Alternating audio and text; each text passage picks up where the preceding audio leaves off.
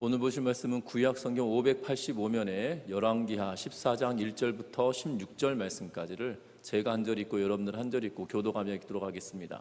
구약 성경 585면에 열왕기하 14장 1절부터 16절 말씀까지를 제가 한 절 읽고 여러분들 한 절 읽고 교독하며 읽도록 하겠습니다.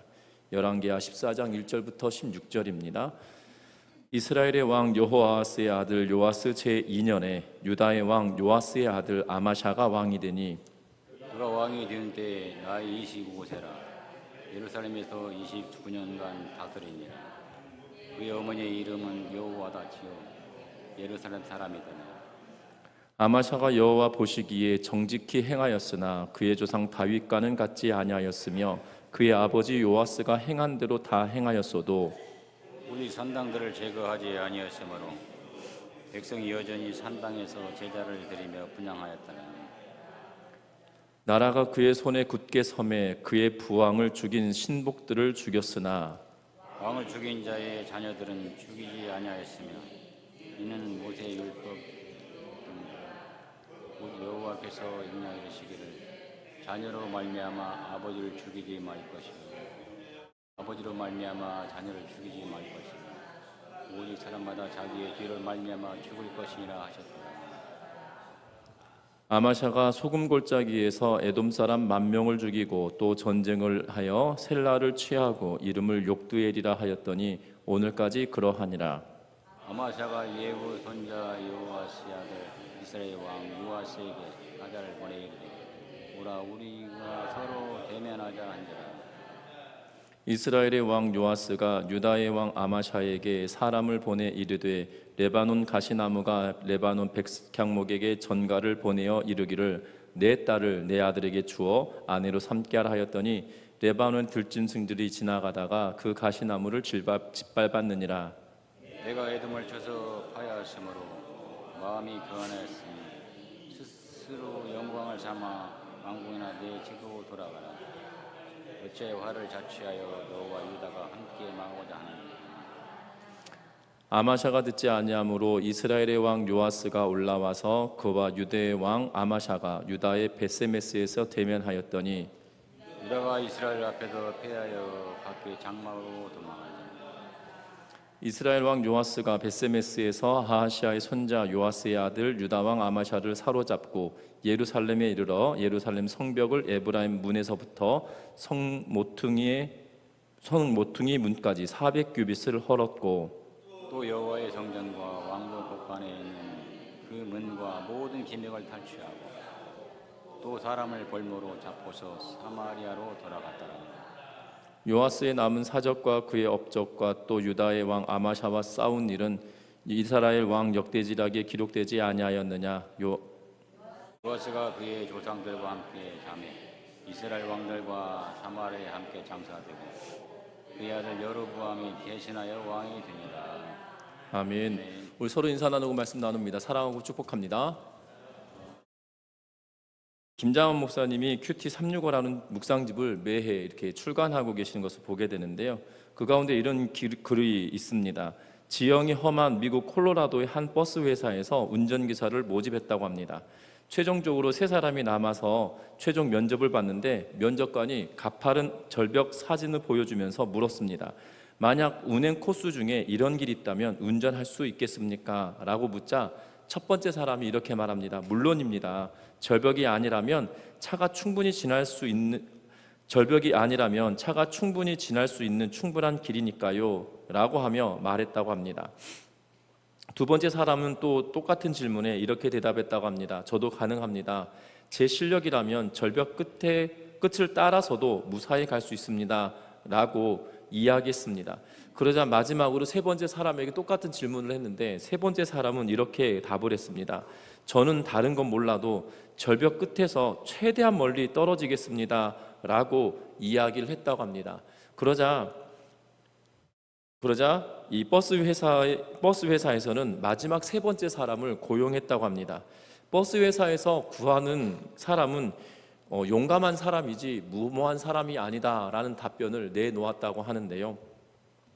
말씀을 따라서 담대하게 살아가는 사람들은 어찌 보면 용감한 사람들일 것입니다. 그러나 용감한 사람들이 용감한 사람들인데 말씀이 없이 담대하게 나가는 사람은 이 용감한 사람이 아닌 무모한 사람일 수 있다라는 사실들을 우리는 기억해야 합니다. 왜 말씀을 소유하고 나아가는 자들에게는 용감하다라고 말할 수 있냐면 말씀을 통해서 인도하시는 하나님이 함께 하시기 때문이라는 사실이고, 그래서 용감한 자들이고, 말씀 없이 나아간 자들은 무모하다고 말할 수밖에 없는 것은 말씀을 통해서 인도하시는 하나님과 함께 하지 않기 때문에 무모하다라고 말할 수밖에 없다라는 사실이죠. 특별히 오늘 성경에서도 무모한 왕이 보여지고 있는데요, 그 무모한 왕은 아마샤라고 불려지는 그러한 왕입니다. 특별히 어떻게 보면 하나님의 말씀대로 행하는 것처럼 보여지지만 결국 그가 스스로가 무너져 버리는 그러한 모습을 보게 되어지는데요, 저와 여러분들도 정말 하나님의 말씀을 소유하여서 담대하게 앞으로 나아갈 수 있는 용감한 자들이 되시기를 주의 이름으로 부탁드립니다. 반대로 우리가 말씀이 없이 앞으로 나아가는 무모한 삶이 아닌 정말 용감한 삶을 선택하여서 하나님의 뜻을 이루어가는 우리 모두가 되시기를 주의 이름으로 부탁드립니다. 그러면 이 아마샤에 대한 이야기를 살펴보면서 먼저 우리가 보아야 할 것이 있습니다.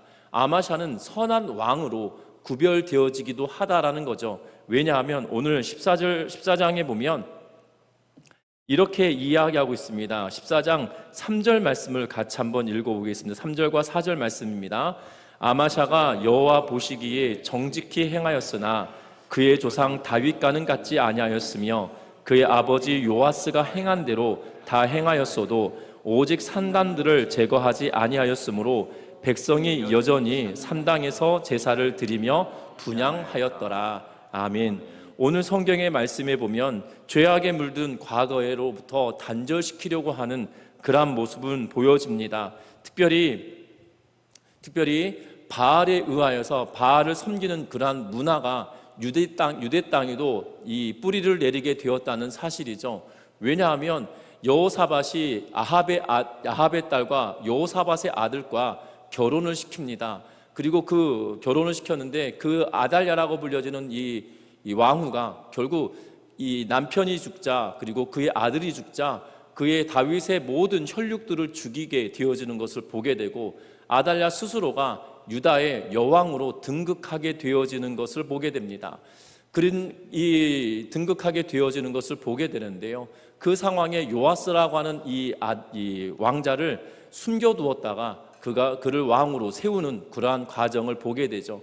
요아스는 그를 양육하였던 여호야다의 가르침에 따라 말씀대로 행하며 살아갔던 그러한 인물이기도 합니다.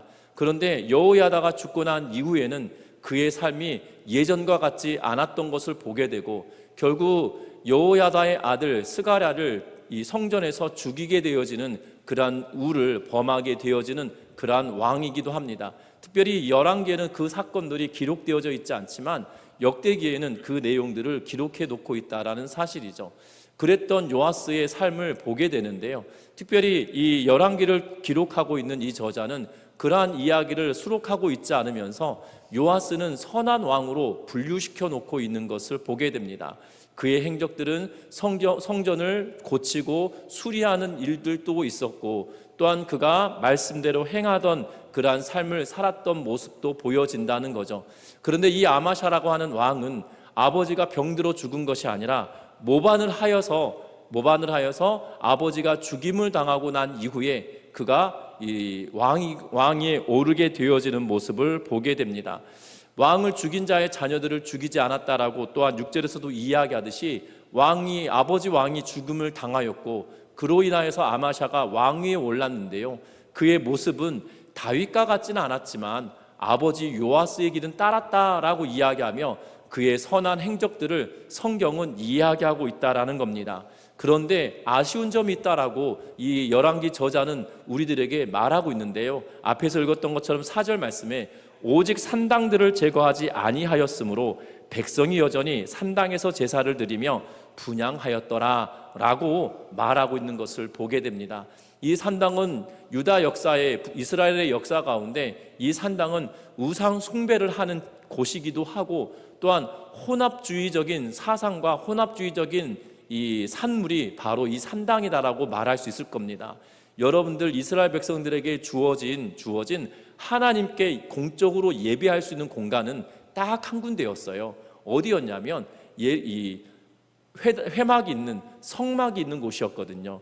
여러분들 이 다윗이 이 가나안 땅을 정복하고 나서 이스라엘 백성들이 1년에 3차례씩 하나님께 나아와 예배하는데, 유대 땅에 다시 말하면 여호수아 시대 이후로 솔로몬이 왕이 될 때까지 그 땅에는 성전이나 어떠한 예배를 드리기 위한 건물이 있지 않았던 그러한 시대예요. 그래서 성막이 있는 곳이었거든요. 특별히 당시에는 실로라고 하는 곳에 성막이 있었고, 또한 그곳에서 제사를 지냈기 때문에 제사장 엘리가 거기에 있었고, 또한 제사장 엘리가 있었던 곳에서 법궤가 나갔고 또한 뺏겼고 다시 돌아오는 일들을 보게 되어지고 있는 모습을 보게 된다는 겁니다. 그리하였기에 이스라엘 백성들은 이 이스라엘 땅 전역으로 흩어져서 각 지파별로 분배받은 땅에서 거주하게 되어지는데, 그들이 예배할 수 있는 처소가 있지 않았다는 거예요. 특별히 레위 사람들에게는 48개의 성읍과 그 주변에 토지들을 주었습니다. 그렇다고 해서 엄청 많은 양의 토지가 되지 않아요. 어느 정도냐면 성읍의 중심으로부터 2000규빗, 다시 말하면 성읍 중심으로부터 시작하여서 반경 500m, 그리고 때로는 지름으로 따져보면 1km 안에 있는 지역밖에 그들에게 소유가 되지 않았습니다. 쉽게 말하면 이 이스라엘 백성들 가운데 각각의 영토에 48개의 성읍, 각 지파별로 4개의 성을 레위인들에게 주었다라고 생각하시면 되겠죠. 그런데 그들에게 성읍을 주고 그 주변의 땅을 주어서 목초지로 삼게 하고 있는 모습을 보게 되죠. 그러면 그들의 성읍에서 하나님께 예배하는 예배처소가 있었냐? 아니었다는 거예요. 그러면 여러분들 어떤 일이 벌어질 것 같으십니까?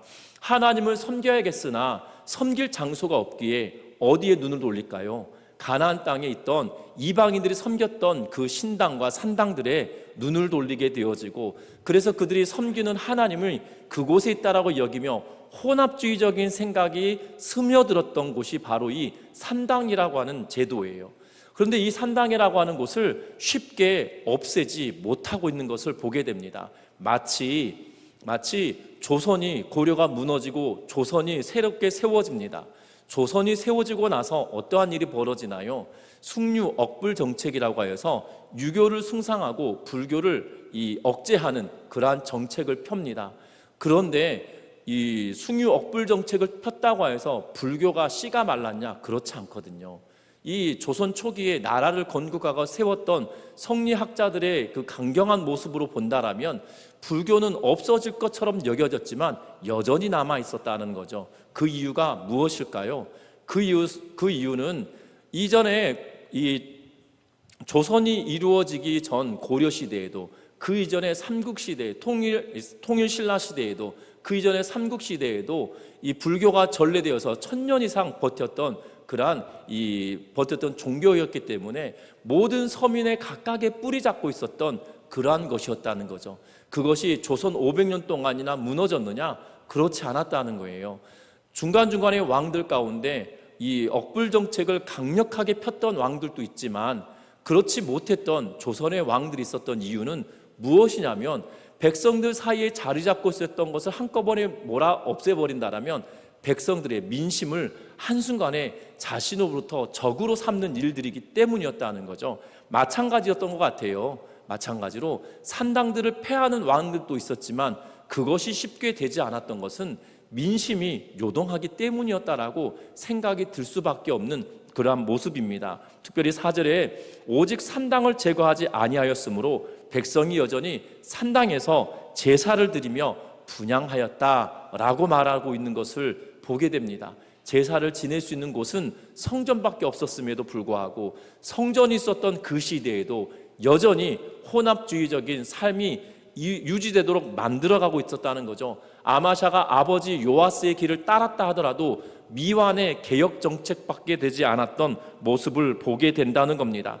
그러면서 미완의 개혁 정책을 이루었던 이 아마샤가 행하였던 큰 이 두 가지 행적이 있는데요. 오늘 성경은 앞에서 보았던 것처럼 종교개혁을 일으켰던, 미완에 그쳤지만 개혁을 일으켰던 것 하나와, 또 하나는 6절 말씀 같이 한번 읽어보겠습니다.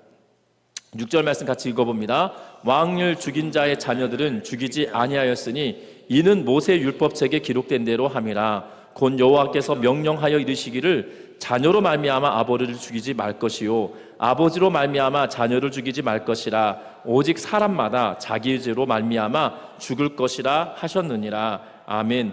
아마샤는 두 가지 이 개혁 정책 외에 두 가지를 이야기하고 있는데, 보았던 6절 말씀에 먼저는 뭘 이야기하고 있냐면 왕을 죽인 자녀들은 죽이지 아니하였다라고 이야기하면서 아버지의 죄 때문에 아들을 죽이지 말고 아들의 죄 때문에 아버지를 죽이지 말라라고 하는 신명기의 말씀을 따라서 이 일을 감당했다라고 합니다. 특별히 신명기 24장 16절에 뭐라고 기록하고 있냐면 아버지는 그 자식들로 말미암아 죽임을 당하지 않을 것이요 자식들은 그 아버지로 말미암아 죽임을 당하지 않을 것이니 각 사람은 자기 죄로 말미암아 죽임을 당할 것이니라. 아멘. 여러분들 우리나라의 조선 시대에 이 반역이다라고 이야기하면 어떻게 됩니까? 일가 친척뿐만 아니라 4대에 걸쳐서 죽임을 면하지 못하게 되죠. 죽임을 면했다 손치면 노비로 끌려가기 십상이었습니다. 아무리 문벌 좋은 가문의 사람이다 할지라도 이 노비로 끌려가는 것은 당연한 일이었던 거예요. 반역이라고 하는 것. 여러분, 왕이 죽었습니다. 그런데 왕을 죽였는데 그 아비들의 죄는 묻되 그 아들들은 살려두라고 하는 것이 하나님의 말씀이었다는 거죠. 그것이 모세의 율법이었다라고 기록하고 있으며 그 모세의 율법에 따라 그가 행한 일이다라고 이야기하고 있는 것을 보게 됩니다. 어떻게 보면 아버지를 죽인 원수이기에 그 아들들까지도 다 죽일 수 있는 명분이 있음에도 불구하고 그 명분을 잡아서 죽이지 않고 모세 율법책에 기록된 대로 행하였다. 곧 여호와께서 명령하여 이르시기를 하신 그 명령대로 그가 행하였다, 순종하였다라고 하는 것이 하나의 치적이다라고 성경은 말하고 있는 것을 보게 됩니다. 뿐만 아닙니다. 그 치적 가운데 또 하나가 무엇이냐면 7절 말씀인데요. 아마샤가 소금 골짜기에서 에돔 사람 10,000명을 죽이고 또 전쟁을 하여 셀라를 취하고 이름을 욕드엘이라 하였더니 오늘까지 그러하니라 라고 말합니다. 에돔과의 전쟁을 벌려서 10,000명을 죽였다라고 이야기하고 있는 것을 보게 됩니다. 10,000명을 죽였다라고 이야기하고 있거든요. 전쟁에서 승리한 왕으로 기록해 놓고 있는 것을 보게 됩니다. 이처럼 그가 말씀대로 행하고 승리하고 났더니 그의 삶이 어떻게 되었냐면 교만한 삶으로 전환되어졌던 것처럼 보여지고 있다는 거예요. 왜냐하면 오늘 8절 말씀에 같이 한번 읽어봅니다. 8절 말씀 읽습니다. 아마샤가 예후의 손자 요아스의 아들 이스라엘의 왕 요아스에게 사자를 보내어 이르되 오라 우리가 서로 대면하자 한지라. 아멘.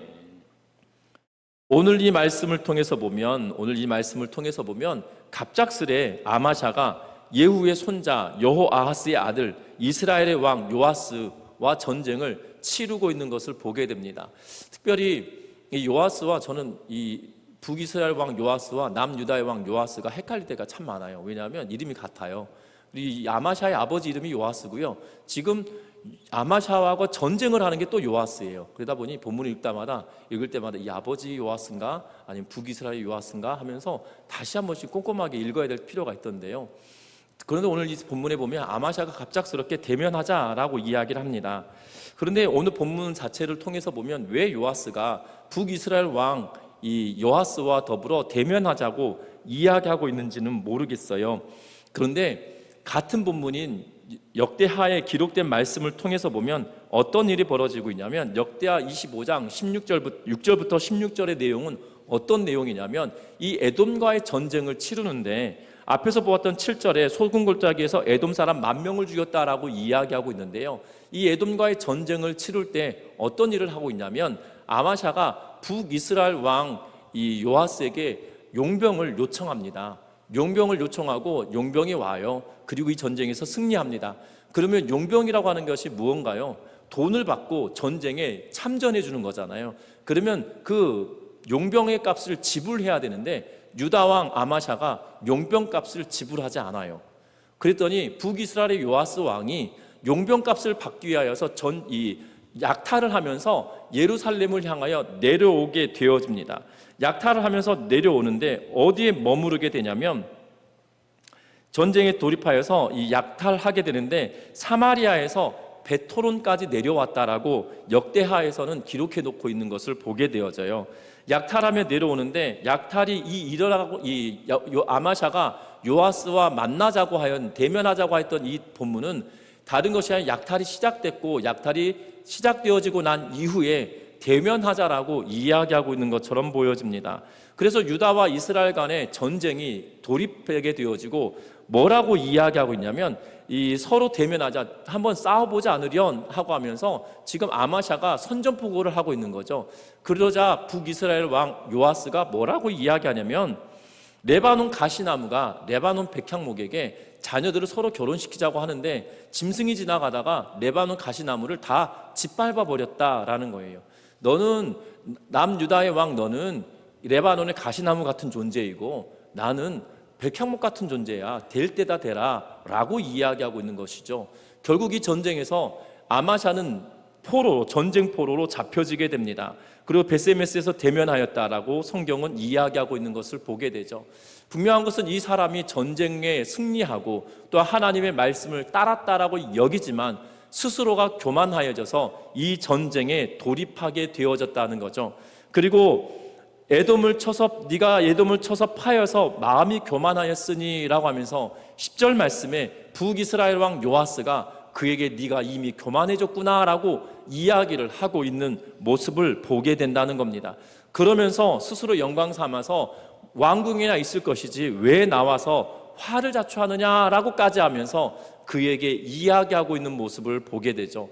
여러분들이 에돔과의 전쟁이 북이스라엘의 용병이 없었다라면 승리하지 못했을 거예요. 그런데 그의 승리인 것처럼 자축하며 스스로 승리에 취하여서 용병값을 지불하지 못함으로 인하여 이스라엘 땅, 유다 땅이 이스라엘에 의하여 약탈당하고 있는 그러한 상황으로 내몰려졌다는 겁니다. 교만하여짐으로 그가 명분을 쌓고 선한 일을 행했다 할지라도 하나님이 그와 함께 하지 않으시는 모습을 보게 되는데 그 이유는 다른 것이 아닌 교만 때문이었다는 사실들을 우리는 주목해야 할 것 같습니다. 뿐만 아닙니다. 교만하였더니 어떤 결과를 낳냐면 오늘 말씀 13절 말씀을 같이 한번 읽어봅니다. 이스라엘 왕 요아스가 베세메스에서 아하시아의 손자 요아스의 아들 유다 왕 아마샤를 사로잡고 예루살렘에 이르러 예루살렘 성벽을 에브라임 문에서부터 성 모퉁이 문까지 400규빗을 헐고 아멘. 아마샤가 붙들림 당했을 뿐만 아니라 전쟁에서 포로로 잡히게 되어졌을 뿐만 아니라 그를 끌고 예루살렘으로 왔습니다. 왕을 대동하고 왔기에 성문을 열 수밖에 없는 상황이겠죠. 왕이 잡혔기 때문이죠. 그래서 예루살렘 성문이 열리고 성벽이 허물어지는데 어디서부터 허물어지느냐? 에브라임 문에서부터 성 모퉁이까지 약 400규빗이라고 이야기하고 있는 것을 보게 됩니다. 400규빗이면 약 1800m, 1800cm거든요. 그러면 얼마입니까? 18,000cm니까 18m를 18mm인가요? 저 왜 이렇게 계산이 안 되죠? 18,000이면 센티미터니까 180m가 되겠죠. 180m의 길이를 싹 허물어 버리는 거예요. 여러분들 성벽 180m면 적지 않은 길입니다. 왜냐하면 180m를 허무는데요. 성벽이 허물어졌다는 것은 위에가 살짝 없어졌다는 의미가 아니잖아요. 성이 허물어졌다라는 의미는 완전히 무너진 상황을 이야기하고 있는 것을 보게 되죠. 그런데 에브라임 문에서부터 성 모퉁이 문까지 180m를 허물어 버렸기 때문에 성의 입장에서는 어마어마한 모습인 것처럼 비춰지고 있다는 거예요. 뿐만 아닙니다. 그것이 끝이었으면 다행일 텐데 그 이후 14절 말씀에 보면 여호와의 성전과 왕궁 곳간에 있는 금, 은과 모든 기명을 탈취하고 또 사람을 볼모로 잡고서 사마리아로 돌아갔다라고 이야기하고 있는 것을 보게 됩니다. 여호와의 곳간과 또한 왕의 곳간에서 금과 은과 그리고 모든 기명들, 그러니까 성전에서 사용하는 그릇들, 그리고 이 왕의 곳간에 있던 그릇들을 다 챙겨서, 그리고 많은 사람, 또 사람들을 볼모로 잡아서 데리고 갔다라고 성경은 말하고 있는 것을 보게 되죠. 어찌 보면 아마샤가 해야 될 일들, 당연히 갚아야 될 것들 갚았다라면 약탈당하지도 않았을 것이고 전쟁을 치르지도 않았을 것이고 정말 죄 없는 백성들이 볼모로 끌려가지도 않았을 것이고 성전에서 사용되어졌던 기명들과 금과 은들을 뺏기지도 않았을 것이라는 거예요. 그런데 이러한 패망의 결과를 얻었는데 아마샤를 향하여서 요아스가 하는 이야기 가운데 하나님의 음성이 그 가운데 있다는 거죠. 네가 교만하여졌구나 라고 말하고 있는 모습을 보게 된다는 겁니다. 교만이 불러온 참패입니다. 교만이 불러온 패배이고 교만으로 인한 어려움이었다는 사실이죠. 유다의 어떻게 보면 전쟁의 승리의 환호가 다 그쳐지기도 전에 패배로 인한 어려움이 그 땅에 엄습해버렸다는 사실입니다. 여러분들 앞에서도 설명을 드렸지만 에돔과의 전쟁 이후에 이 용병값을 줘야 되는데 주지 않음으로 인한 약탈의 시작이거든요. 어떻게 보면 시간으로 따져보면 아주 먼 시간이 아니라는 거예요. 용병값을 재촉하고 받지 못하니 북이스라엘 왕이 화가 나서 내려오는 상황이잖아요. 그렇기 때문에 먼 시간이 아닌 오늘은 승리의 자축을 했다라면 내일은 패전의 슬픔을 당하고 있는 그러한 아픔을 이 아마샤가 만나고 있는, 또한 대면하고 있는 모습을 보게 된다는 겁니다. 우리의 신앙의 여정도 이들과 똑같겠죠. 우리의 신앙의 여정은 하나님의 말씀이 우리 안에 자리 잡고 하나님의 말씀이 내 삶 가운데 중심에 있으면 교만할 수가 없어요. 교만할 수가 없어요. 왜냐하면 그 하나님의 원대함 앞에 우리는 당연히 겸손해질 수밖에 없기 때문이거든요. 신앙생활하며 스스로 교만해지는 분들이 계세요. 그러니까 교회 사역을 한 지 한 30년 되다 보니까요, 성도들을 만난 성도들이 생각보다 많더라고요.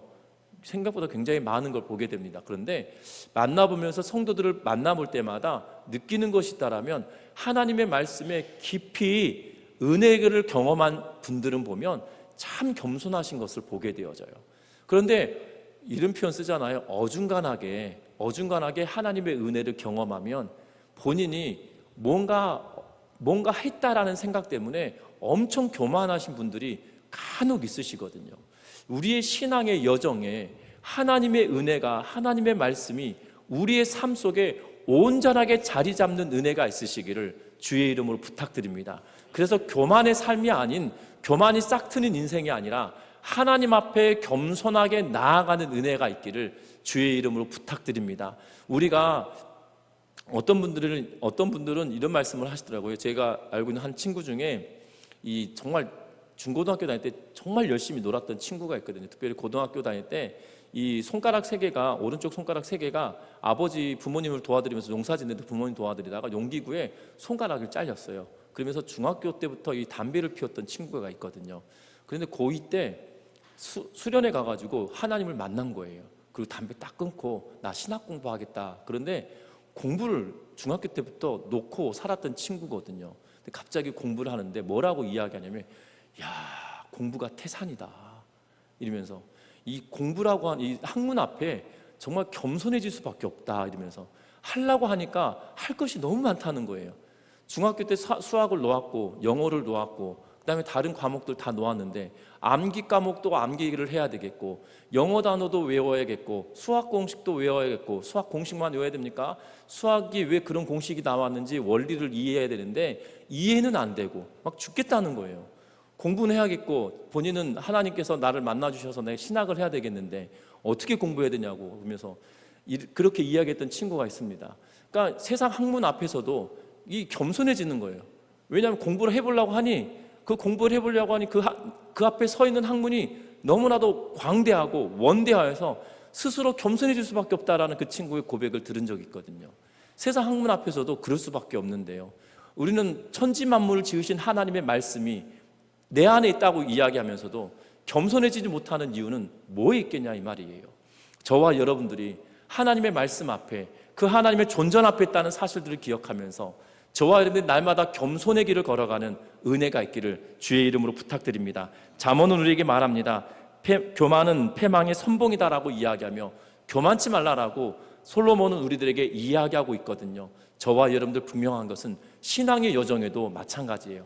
어중간하게 믿으며 살아갈 것이 아니라 하나님의 말씀 앞에 온전하게 붙들린 바 되어져서 하나님의 말씀 앞에 겸손의 길을 걸어가고 겸손한 삶을 살아가고 말씀 앞에 순전한 모습으로 하나님께 나아가는 우리 모든 성도님들 되셔서 하나님의 기쁘신 뜻을 이루며 저와 여러분을 통하여서 하나님의 통치하심이 이루어지고 드러나는 삶을 살아가는 우리 모두가 되시기를 주의 이름으로 부탁드립니다. 성경은 분명히 우리에게 말합니다. 여호수아에게도 말씀하시죠. 너는 좌로나 우로나 치우치지 말라라고 이야기하며 깨어서 경건의 연습을 하라고 우리에게 요청하고 계시는 모습을 보게 됩니다.